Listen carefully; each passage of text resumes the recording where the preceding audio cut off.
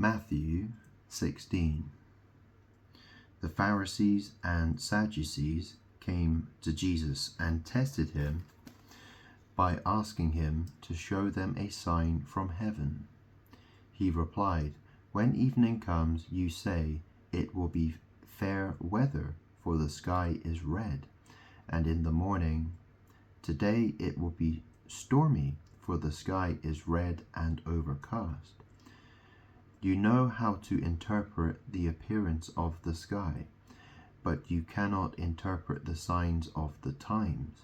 A wicked and adulterous generation looks for a sign, but none will be given it except the sign of Jonah."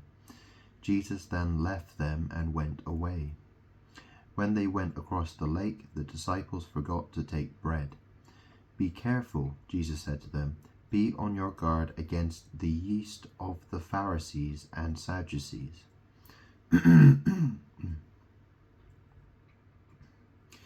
They discussed this among themselves and said, "It is because we didn't bring any bread."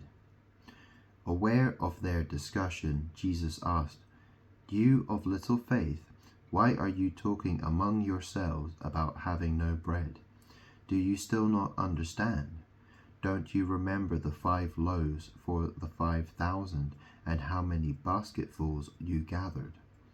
Or the 7 loaves for the 4,000 and how many basketfuls you gathered?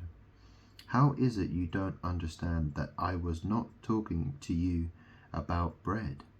But be on your guard against the yeast of the Pharisees and Sadducees." Then they understood that he was not telling them to guard against the yeast used in bread, but against the teaching of the Pharisees and the Sadducees.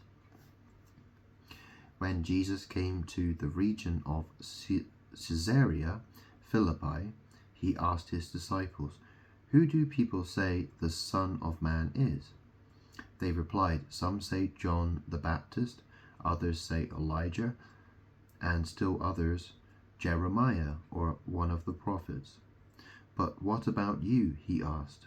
"Who do you say I am?" Simon Peter answered, "You are the Messiah, the Son of the living God."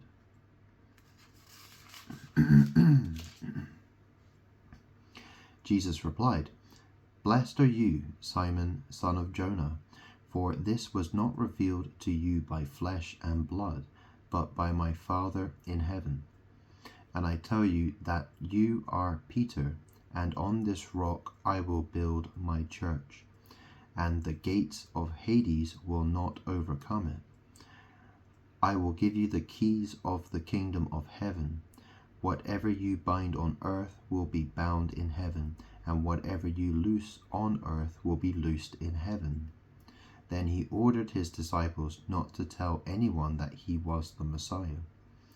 From that time on, Jesus began to explain to his disciples that he must go to Jerusalem and suffer many things at the hands of the elders, the chief priests, and the teachers of the law, and that he must be killed and on the 3rd day be raised to life.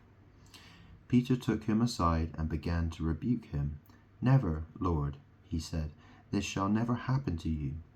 Jesus turned and said to Peter, "Get behind me, Satan. You are a stumbling block to me.